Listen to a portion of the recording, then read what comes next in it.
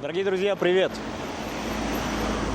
Сегодняшнюю прогулку, наверное, как вы уже поняли из названия кролику, мы совершим по Смоленскому кладбищу. А начнем мы с этого места. У нас за спиной сейчас Смоленское лютеранское кладбище, чуть сбоку от него армянское. И еще здесь на правом берегу реки Смоленки так называемое кладбище Остров Декабристов, или же еще блокадное кладбище. А пойдем мы на православное лютеранское кладбище. Сейчас здесь перейдем через мост над рекой Смоленкой.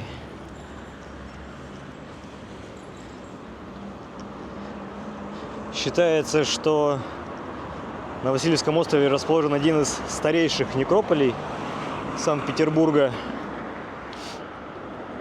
Это Смоленское кладбище. Оно известно многим тем, что здесь была похоронена блаженная Ксения Петербургская. Про нее я, пока идем до кладбища, расскажу сейчас. Но, однако, мало кто знает, что если бы не планы по ликвидации кладбища, здесь могли бы быть похоронены многие другие известные горожане, чьи захоронения были перенесены. За несколько веков кладбище окуталось мистической славой и обзавелось собственными легендами. На Васильевском острове захоронения начали производиться задолго до официального открытия кладбища. Из-за ледостава, ледохода, плохой погоды остров часто оказывался отрезан от основной части города. Смоленское кладбище было официально утверждено только в 1738 году. Существует старая легенда, согласно которой кладбище получило название от реки Смоленки. Говорят, что ее назвали так переселенцы из Смоленской губернии, которых отправили в первые годы существования столицы вести здесь строительные работы. Но на самом деле все было наоборот. Эта речка получила название по кладбищу, которое по старорусской традиции именовали по кладбищенской церкви, посвященной Смоленской иконной Божьей Матери. В XVIII веке речка называлась Маякуша. В начале XIX века ее стали называть Черной речкой. Только в 1864 году, чтобы избежать путаницы с другой черной речкой в новой деревне, она была названа Смоленкой. Это напоминает ситуацию с названием в целом Васильевского острова. Это вот про то, что там Петр писал Василию на остров, и вот это все. Но на самом деле ни черташеньки не поэтому Васильевский остров так называется. В дореволюционном Петербурге Смоленское кладбище было одним из самых больших и богатых. При нем действовали богадельня, вдовий дом, дом трудолюбия и приходская школа. Все здания находились здесь. Вот мы идем по улице Каменской. Все они вдоль нее и находились. Возможно, даже вот то, что у нас с левой стороны через дорогу эти здания.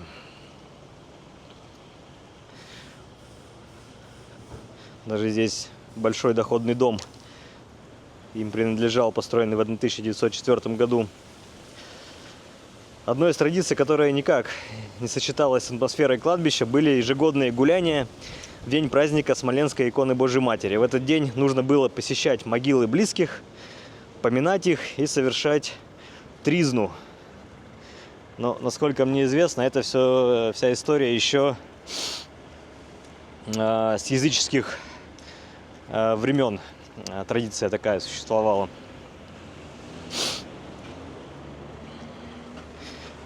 К середине 19 века на кладбище стали приходить целыми семьями вместе с друзьями, знакомыми.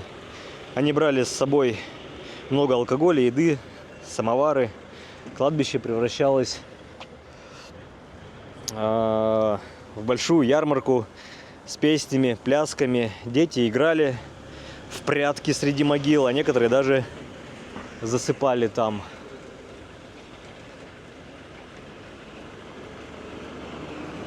Власти пытались это все дело как-то остановить, ставили охрану на входе в этот день Но люди смекалистые были. И, конечно же, заранее приносили алкоголь и прятали. Вот. Традиция эта прекратилась только лишь к началу 20 века. Так, здесь на кладбище нам подсказывает табличка: похоронена няня Александра Сергеевича Пушкина Арина Родионовна. Но скажу сразу, забегая вперед, само место, где она похоронена, никто не знает. Скорее всего, так как она была аж крепостной женщиной, была похоронена на безымянной части кладбища. Даже есть записи, где сам Пушкин с друзьями приезжал в 30-м году искать могилу, но так и не нашел, собственно. Смоленское кладбище известно как пантеон русской науки и культуры. Здесь похоронены ученые, художники, литераторы, жившие не только на Васильевском острове, но среди них вот как раз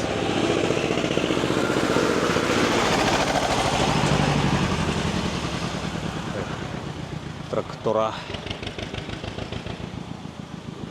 няня Пушкина, директор Эрмитажа академик Борис Петровский. Это вот, скажем так, папа действующего директора. Тот был, ну, в общем, Борис Борисович Петровский. Также здесь покоится художник Маковский, путешественник Семенов-Тяньшанский. И, кстати, недалеко от этого места, где мы сейчас находимся, его могила. Но к ней не пойдем. Путешественник Тяньшанский, изобретатель самолета Можайский, ученый-химик Зинин, декабрист Чернов, солдаты, погибшие в Зимнем дворце при взрыве 1880 года. Вот до их братской могилы мы дойдем.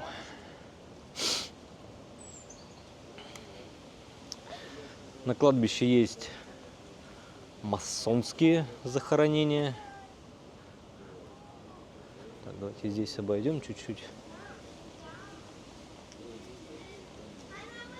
Посмотрим склепы вокруг и могилы собора. Вот. А если говорить про масонские, то тут, конечно, ну, для меня чисто это спорная история, потому что масоны много себе, скажем так, присвоили символики из православия, ну, из веры, и теперь ошибочно трактуют, видя эти знаки, там, не знаю, всевидящее око или бокал в ореоле огня, что типа, о, масоны, а на самом деле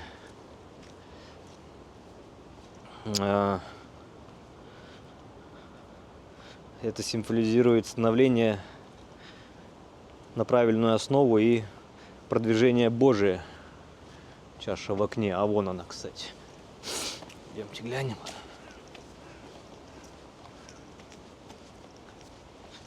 Так, а как к ней подойти?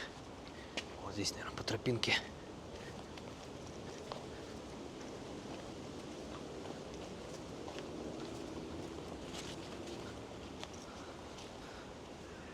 Латкина, извините. Ну вот, да? Масонские символики. Граф Стенбок Фермор. Александр Александрович, граф, пожалуйста. Вот. Так, выходим.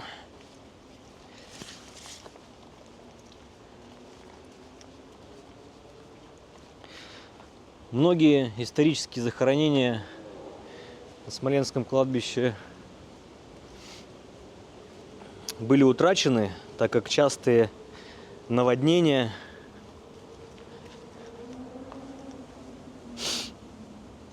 размывали могилы, сносили памятные кресты, надгробия. Особенно разрушительными для Смоленского кладбища стало наводнение, которое произошло 7 ноября 1824 года. Все мы знаем, в тот день вода вообще максимально вышла из берегов. И здесь, на Васильевском острове, вода была прям под крышу одноэтажных домов, буквально. А кресты, которые вот снесло там до жителей Выборгской стороны, деревянные кресты, якобы ими они чуть ли не целую зиму еще следующую топились ими. Существует одна такая легендочка, прям, жутковатая с одной стороны, Крюгер, что в это наводнение к дому одной из мадамов, мадмуазелей, которая только-только вот похоронила своего мужа, прямо к дому этот гроб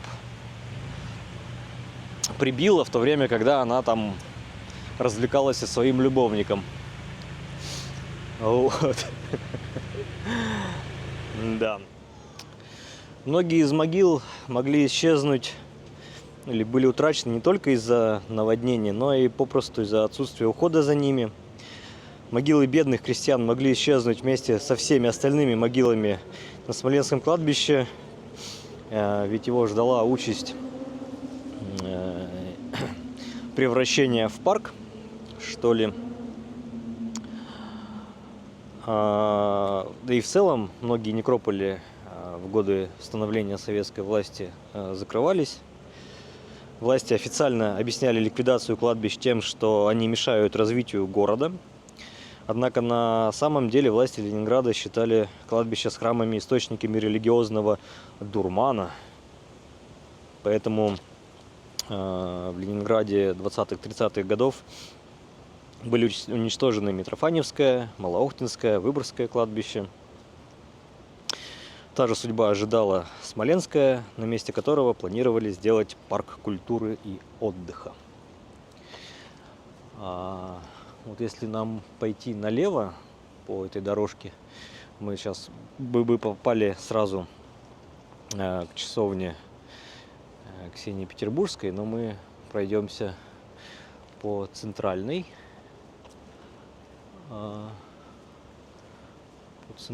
части.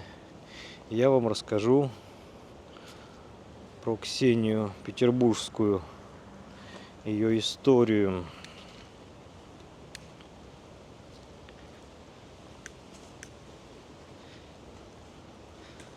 Ксения Блаженная является одной из покровительниц Санкт-Петербурга наряду с Александром Невским и Иоанном Кронштадтским. В целом-то, на самом деле, о Ксении мало что известно точного. Настоящее имя Петрова Ксения Григорьевна. Родилась между 1718 и 1730 годами. Умерла не ранее 1794 года и не позднее 1806 в возрасте 71 лет годика. Ксения рано вышла замуж. Ее муж был Андрей Петров, певчий придворной капеллы, состоявший в чине полковника.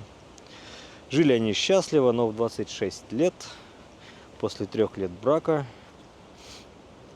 она внезапно овдовела, муж ее умер, не успев даже исповедаться.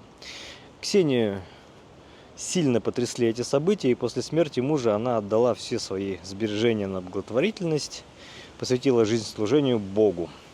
Родственники посчитали, что она сходит с ума, и даже решили провести медицинское освидетельствование ее здоровья.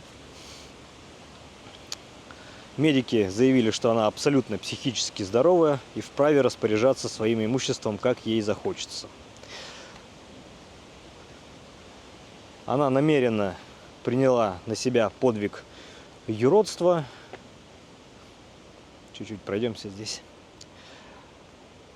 Начала скитаться по городу, надев мундир своего покойного мужа.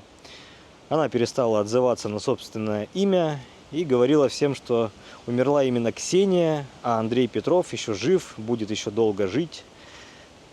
Так начались ее странствия по улицам Санкт-Петербурга длиною аж в 45 лет. О, тут склеп большой. Стоит отметить, что почти каждый день Ксения, ряженая в мундир, приходила к храму святого апостола Матвея. Это Покровская церковь, но ее каждый день нещадно гнали с паперти. В те времена действовали указы о недопущении нищих в общественные места. Попрошайки могли сломать представление у иностранцев о великой державе. Однако через 45 лет, впоследствии, точнее, в последний путь, ее будут провожать именно в этом храме с наивысшими почестями.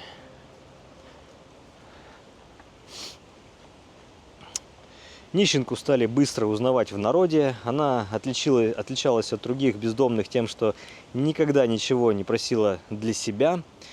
Даже когда она изредка принимала кофту или юбку, после того, как ее вот этот мундир поизносился, то всегда принимала или красную, или зеленого цвета, в цвет мундира. Она откликалась на имя Андрея Федоровича Петрова. Ксения отмаливала грехи ушедшего мужа. И считается, нет жертвы выше, чем отдать душу свою за ближнего своего. От того и отреклась она и от имени своего. Про чудеса же Ксении начали говорить еще при ее жизни. Горожане стали замечать, что она помогает людям и приносит удачу.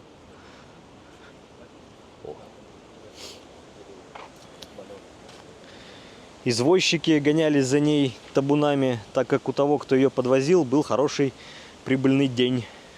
Если кто-то давал Ксении какие-либо вещи от души, то этому человеку также сулил успех. А вот если же она не хотела принимать вещи от человека, то это было очень плохим знаком. Также есть легенда, что Ксения обладала пророческим даром. Она предсказала смерть Елизаветы Петровны, Павла I и гибель Ивана VI Антоновича Шлиссенбургского. Свой дом Ксения подарила Прасковье Антоновой, но с одним условием, что Прасковья обязательно должна принимать в этом доме бедных и бездомных. Однажды она пришла к Прасковье и сказала: «Ты тут сидишь, а у тебя ребенок родился. Ступай, говорит, на Смоленское кладбище». Та побежала на Смоленское кладбище, а там телега сбила беременную женщину. Ребенок родился, а женщина умерла. И она забрала себе этого ребенка. Позже этот мальчик Иван Иванович Антонов станет старостой Смоленской церкви. Кстати, что-то я забыл. Вы там у Смоленской церкви были? Рядышком могила с его женой, вроде с матерью. Там три надгробия. Ну, конечно, забивать. И еще по легенде Ксения помогала строить Смоленскую церковь. Она якобы помогала кирпичи таскать при строительстве. Так, ладно. Дальше мы там к часовенке подойдем. Расскажу про часовню. Так, я немножко сейчас вернулся вот по центральной этой дорожке Петроградской, дабы найти Блоковскую дорожку. И сейчас дойдем до могилы Блока.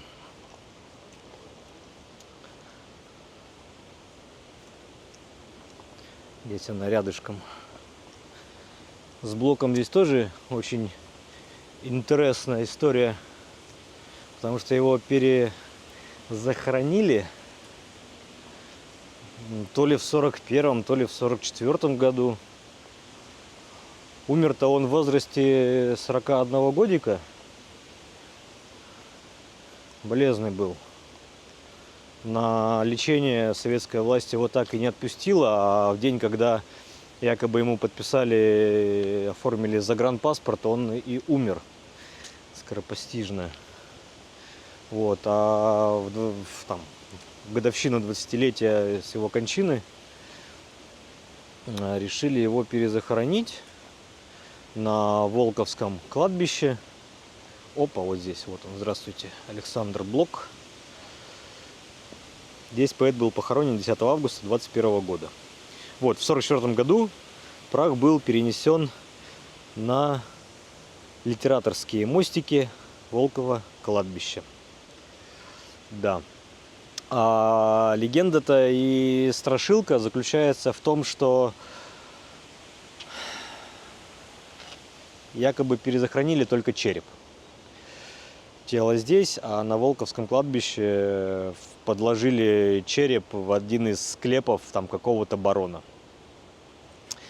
Так это или нет, свидетельства разнятся, но факт остается фактом. И, как говорят почитатели Блока, в день 10 августа посещают оба кладбища. Но прям рядышком с могилой Блока, вот здесь справа, так называемая могила 40 мучеников. Согласно одной из легенд, вскоре после революции чекисты арестовали в Петрограде 40 священников, привезли их на Смоленское кладбище, выстроили на краю заранее вырытой могилы и предложили им либо отречься от веры, либо ложиться в землю заживо. Священники предпочли мученическую смерть, и после этой жуткой расправы в течение 3 дней из-под земли доносились стоны, а земля на этом месте шевелилась. Затем на могилу упал божественный луч, и все прекратилось. Никаких документов, подтверждающих эту историю, нет, но на кладбище есть могила с надписью «40 мучеников». Ну, по крайней мере, вот информационный щит имеется. Плюс еще здесь 2 могилы с блаженной Ириной и блаженной Анной. По-моему, блаженная Ирина была, скажем так, наставницей Ксении Петербургской, по-моему.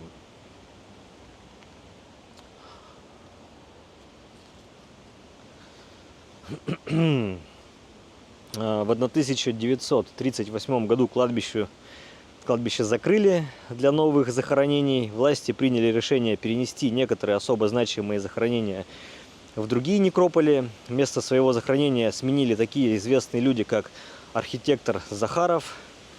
Все мы знаем стиль северного модерна.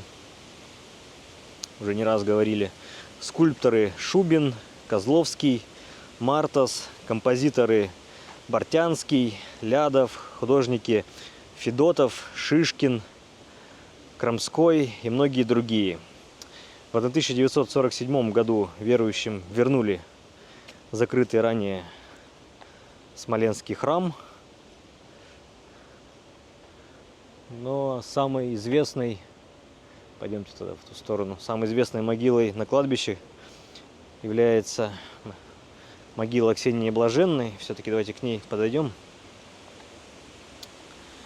По пути тоже будет парочка интересных надгробий, если это можно так сказать.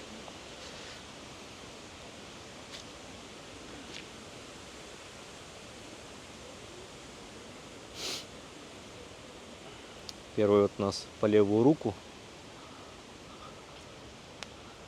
с таким с георгиевским крестом.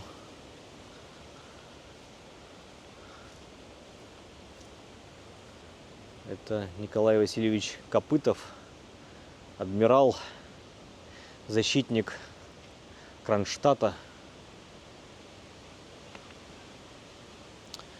По-моему, как раз в годы русско-турецкой войны, или крымской войны, одной из, в общем,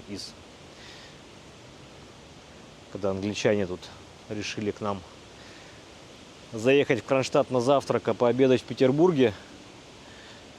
Собственно, постреляли по Сестрорецку и все, и на этом развернулись и ушли. Отразили их нападение.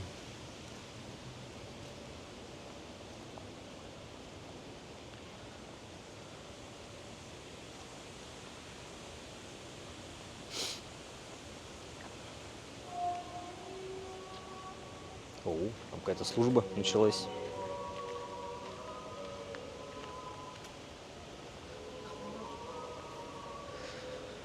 В середине 19 века построили скромную маленькую часовенку, а здание нынешней часовни было построено в 1902 году.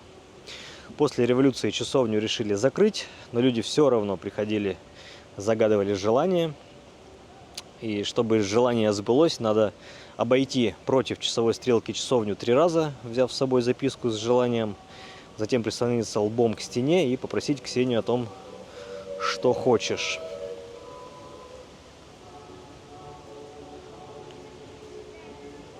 Зачем мы оставляем? Мы как раз наблюдаем этот процесс, как люди ходят и прислоняются лбами.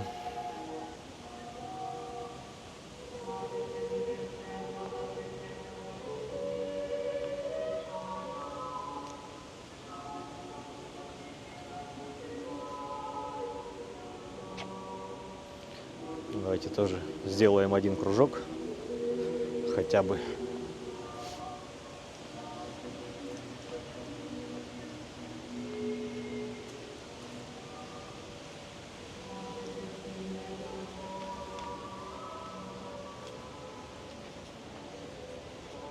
Ящик для писем Святой Ксении.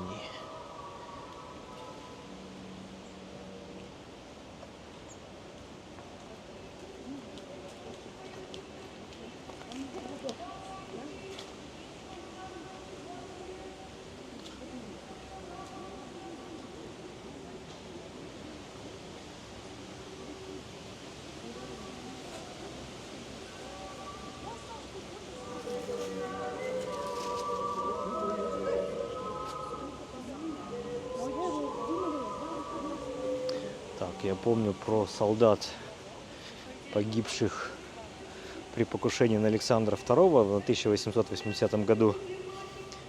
Это солдат лейб-гвардии финляндского полка. Давайте сейчас дойдем потихоньку до них. А там и рядышком будет могила советского и российского, сюда свернем, режиссера Балабанова.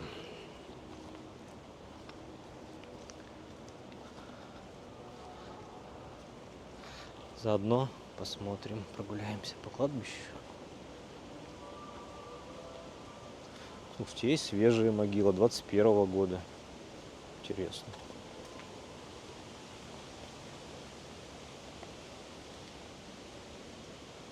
Это мы сейчас идем по Миклашевской дорожке.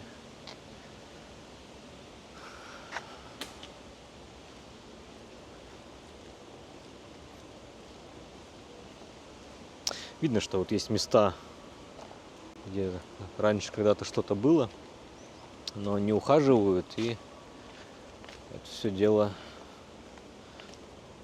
ветшает, разрушается. Та же история происходит и на лютеранской части Смоленского кладбища. Так, забегая вперед, если про Балабанова говорить, тот же самый беседка из фильма «Брат 2», Леонид Васильевич Соболев, великий русский ученый, пожалуйста. Вот про Балабанова говорить, когда он снимал «Брата» первого в беседке той одного из баронов. Беседка, кстати, снята и находится на реставрации. Несколько лет назад это произошло. Так вот, беседка «Точеная реставрация», она не то, что ее там фанаты Балабанова изничтожили. Нет, она просто от времени вся проржавела и уже была готова сложиться, хоть и из металла. Вот видны прям свежие захоронения, уже в таком свежем стиле, что ли это назвать, я не знаю, как правильно. Агафья Максимовна Полканова. Здесь также на Смоленском кладбище был первоначально захоронен Тарас Шевченко, украинский писатель, но его перезахоронили, по-моему, через 61 день после похорон на Украине. И здесь, на Смоленском кладбище, есть... Ой, кто это такой? На актера какого-то похож, нет? Нет, проворный, господи. Ну и вот новые могилы у нас сочетаются вот с такими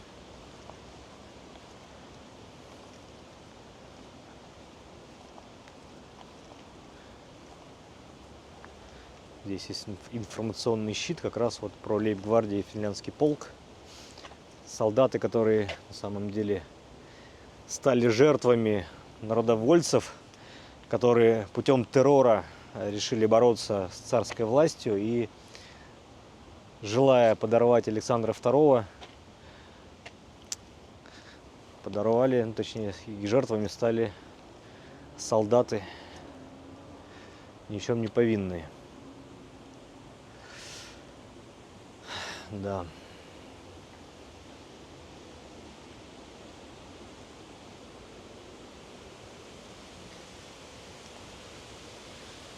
Финляндская дорожка, это если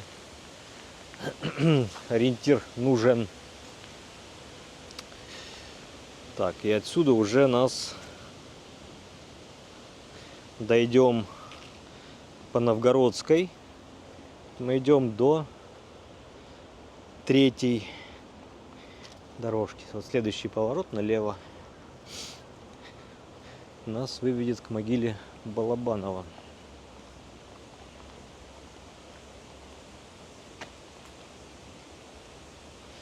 Алексея Октябриновича.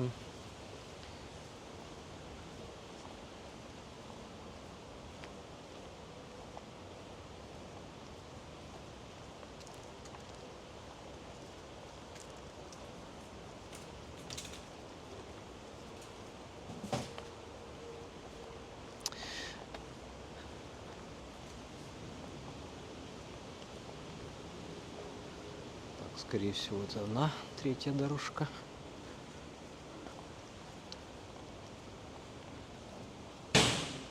Да, здесь какие-то могилы уже тоже посвежее. 21 год, и 14, и 22. И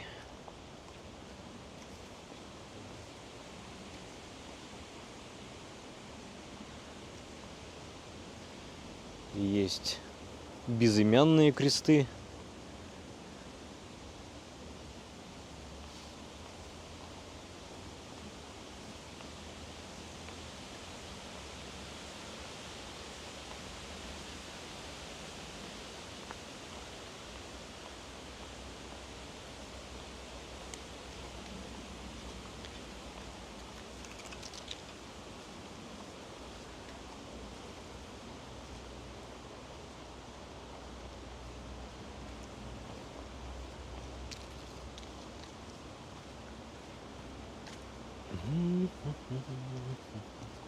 Да.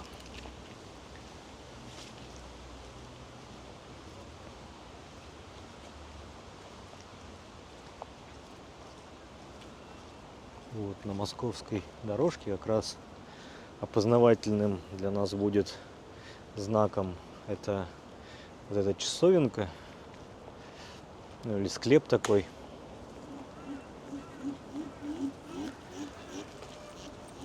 Ну и не так давно могильный крест у Балабанова с деревянного поменялся вот на такой гранитный. Хотя Алексей Октябринович просил и хотел, по-моему, могилу попроще. Но так и было до недавнего времени. Здесь вот Балабанов высечено на камне, а с обратной стороны, по-моему, Алексей. Да, Алексей.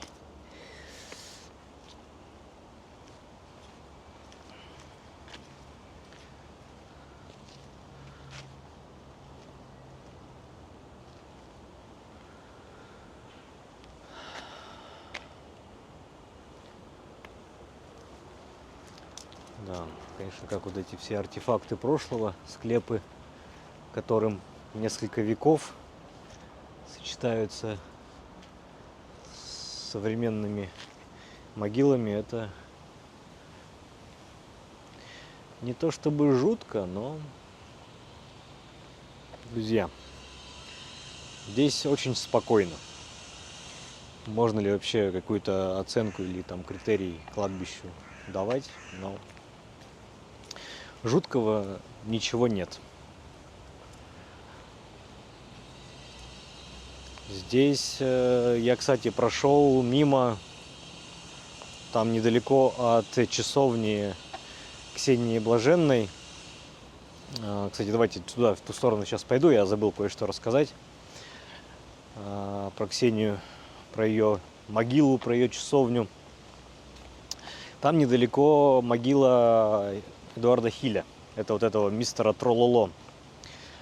Так уж в современной России стал вновь популярен Хиль. А сама часовня, это я к чему? Я забыл рассказать, почему часовню-то, возможно, один из вариантов, почему решили сделать на могиле Ксении Петербургской часовню.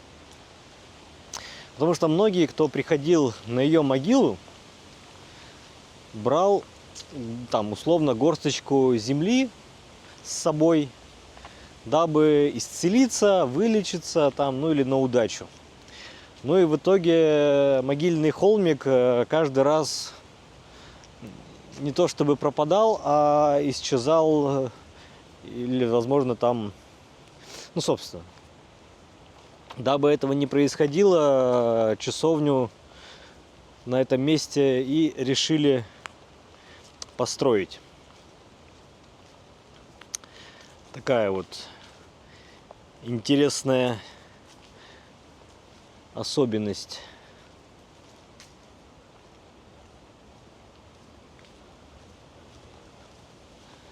Так, я думаю, здесь мы привернем. О, есть колонка на кладбище. Здесь можно воду набирать. Да, здесь по Михайловской дорожке. Пойдемте в сторону, пройдем немножко. Вернемся к часовне. Я хочу вам показать могилу Эдуарда Хиля. Так вот мы уже у часовни.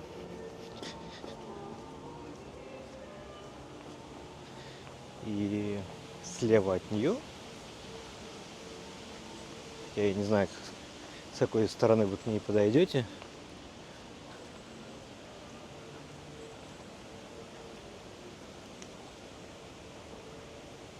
должно быть могила Эдуарда Хиля.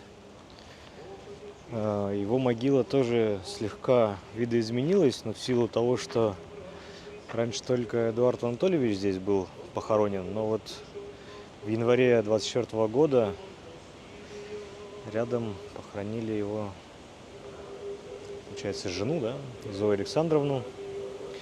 Ну и общего памятника еще не сделали, и он в таком виде находится.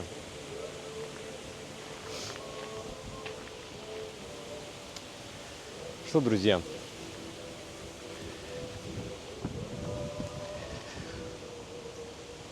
прошлись, прогулялись, посмотрели, посетили нескольких знаменитых людей Петербурга, узнали об истории православного Смоленского кладбища и послушали несколько легенд и страшилок из истории. Спасибо, что были со мной. Подписывайтесь, лайки там. Всего доброго, пока.